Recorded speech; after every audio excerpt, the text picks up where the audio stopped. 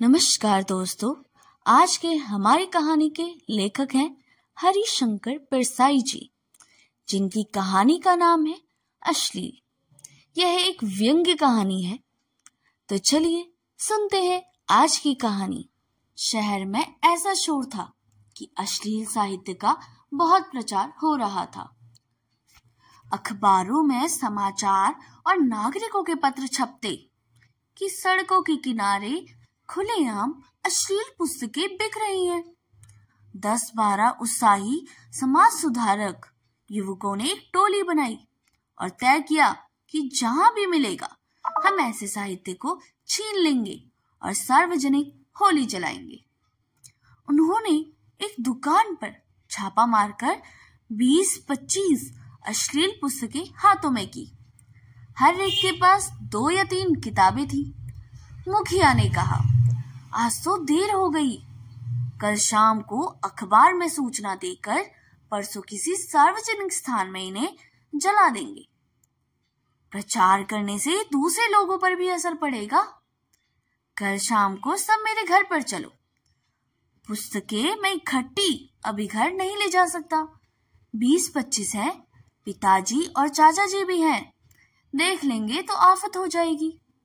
ये 2-3 किताबें तुम लोग भी छिपाकर घर ले जाओ, कल शाम को ले आना। दूसरे दिन शाम को सब मिले, पर किताबें कोई नहीं लेकर आया। मुखिया ने कहा, किताबें दो, मैं इसे बोरे में छिपाकर रख दूंगा, फिर कल जलाने की जगह बोरा ले चलेंगे। किताबें कोई नहीं लेकर आया। एक ने कहा, कल नहीं परसों जलाना, पढ़ तो लें। दूसरे ने कहा, अभी हम पढ़ रहे हैं, किताबें तो 2-3 दिन बाद जला देना। अब तो किताबें जब्त ही कर ली हैं। उस दिन जलाने का कार्यक्रम नहीं बन सका। तीसरे दिन फिर किताबें लेकर मिलने का तय हुआ। तीसरे दिन भी कोई किताबें नहीं लेकर आया।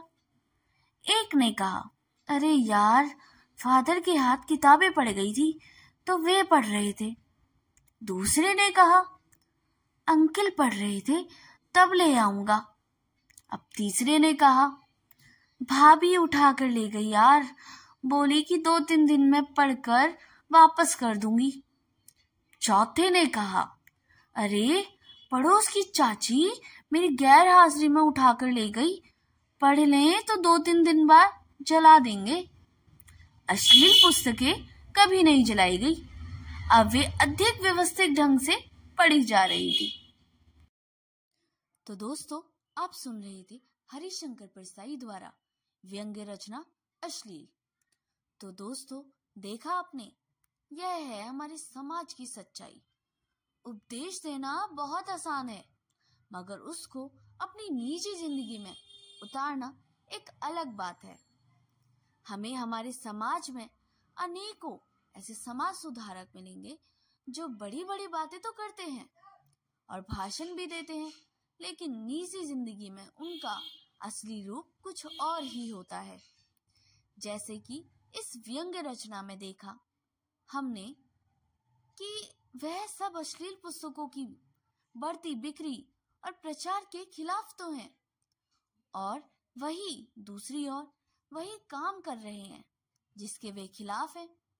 यानी कि अश्लील पुस्तकों का प्रचार और प्रसार उनके द्वारा बड़े ही व्यवस्थित ढंग से किया जा रहा है। ऐसे समाज सुधारकों के बारे में आपकी क्या राय है, हमें कमेंट में जाकर जरूर बताइएगा। कहानी सुनने के लिए बहुत बहुत धन्यवाद। आपको अगर कहानी अच्छी लगी हो तो आप इसे खुद तक ही ना रखें, अपने मित्रों और परिवारजनों के साथ इसे शेयर कर सकते हैं। और चैनल अभी तक सब्सक्राइब नहीं किया तो इसे सब्सक्राइब भी कर ले, और इसके साथ लगे हुए बेल आइकन को भी प्रेस करें ताकि मेरे द्वारा अपलोड की हुई कहानियों का नोटिफिकेशन आपको हमेशा मिलता रहे। तब तक के लिए धन्यवाद। आपका दिन शुभ हो।